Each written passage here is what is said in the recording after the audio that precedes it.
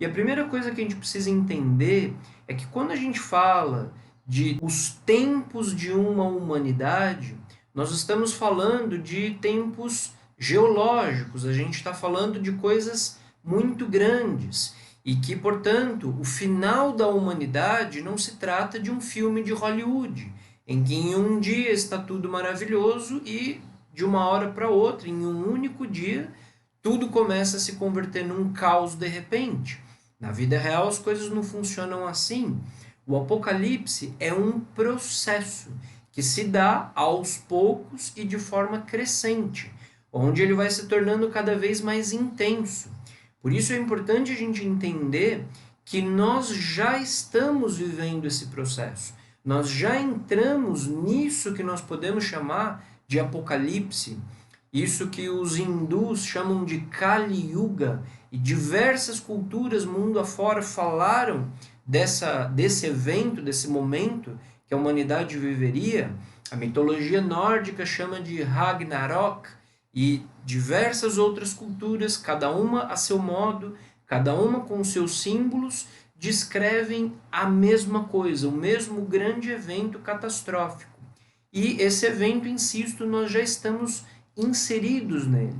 O que nós vamos assistir cada vez mais é uma intensificação desses processos. A cada dia um pouco mais. Mas o dia e a hora ninguém sabe, nem os anjos do céu, mas só meu Pai.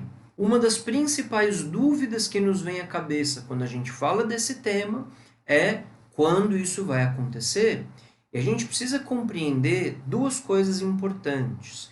A primeira, meus amigos, é que quem quer que seja que nos diga uma data específica, essa pessoa ou está mentindo ou ela não sabe o que ela está falando. Porque Cristo em si mesmo nos disse que a data, que o momento, ninguém sabe, nem os anjos do céu, somente o Pai. Significa que nós não temos como saber precisamente uma data que vai acontecer, mas sim, e isso, atenção nisso, mas sim que nós temos que saber fazer uma leitura dos sinais. Veja que Jesus faz uma alusão da mesma forma como a gente consegue pressentir as estações do ano, e a gente vê que uma estação está mudando, a gente vê. Ele dá o exemplo da figueira, quando os seus ramos estão macios, pressentes que está chegando o verão. A gente não precisa de uma bola de cristal para, uma vez que a gente está assistindo a transição de uma estação para outra, a gente sabe que aquela estação está chegando, ou inclusive que já chegou. Para a questão do fim dos tempos, é a mesmíssima lógica. Nós temos que saber fazer uma leitura dos sinais, uma leitura do ambiente em que nós estamos, e nós podemos sim ter uma certeza se nós estamos próximos ou não. Da mesma forma, como a gente olha para o céu, vê que se aproxima uma nuvem enorme, ameaçando uma chuva forte ali, uma tempestade, e a gente começa a observar essa nuvem que escurece e transforma o dia em noite. Ainda que a gente não possa dizer, vai chover no minuto tal, e a quantidade de chuva vai ser exatamente essa. Ainda que a gente não possa dizer com essa previsão, mas sim que a gente vai observando os sinais e vai vendo que já começam as primeiras gotas, que junto com essa nuvem vem esse cheiro específico, cheiro de chuva. A gente vê que as árvores começam a balançar, um vento forte começa a chegar, os pássaros começam a voar. E uma vez que a gente está diante desse cenário, não se trata de uma conjectura, de uma hipótese da mente, de uma fantasia. A gente dizer que vai chover é evidente. Todos os sinais, tudo está nos mostrando que a chuva vai cair muito em breve, ainda que a gente não possa afirmar o minuto preciso em que isso vai acontecer, mas sim que a gente consegue perceber que nós já estamos em meio ao início da chuva. A gente já consegue dizer claramente numa situação dessa que, olha, A luz do sol não brilha mais agora. Antes de brilhar o sol de novo, primeiro nós vamos ter a chuva. E é exatamente o que a gente está vivendo nesse momento. Quando a gente observa o mundo, quando a gente observa as guerras e anúncios de guerras, quando a gente observa as catástrofes naturais aumentando numa velocidade exponencial, quando a gente observa a psicologia das massas humanas como estão, os absurdos que nós estamos enxergando dia após dia, os tipos de crime, a corrupção que se instalou de maneira generalizada em todo o nosso mundo, em todas as áreas da vida, a forma como a humanidade está confusa, a quantidade de pessoas com problemas e transtornos psicológicos, pessoas dizendo que são animais, pessoas dizendo que possuem uma relação amorosa com uma árvore. Todos esses sinais, somadas às condições geológicas e somadas às condições humanas que nós estamos vendo, as primeiras gotas já estão caindo. Nós já estamos nesse momento. O período preciso de tempo que isso vai durar, nós não podemos dizer, mas sim que nós podemos ter a convicção, nós podemos ter a certeza que esse tempo já chegou, que nós estamos testemunhando algo histórico. Nós podemos dizer, você que me assiste agora, já pode dizer que assistiu com seus próprios olhos isso que é o apocalipse de uma raça humana. E Jesus continua, como nos dias de Noé, assim será a vinda do Filho do Homem.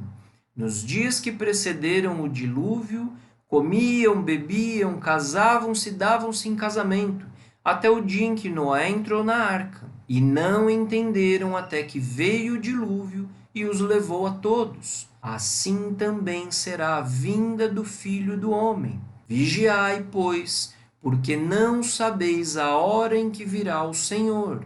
Vigiai, pois, porque não sabeis quando virá o Senhor da casa, se ao anoitecer ou à meia-noite, ao cantar do galo ou pela manhã.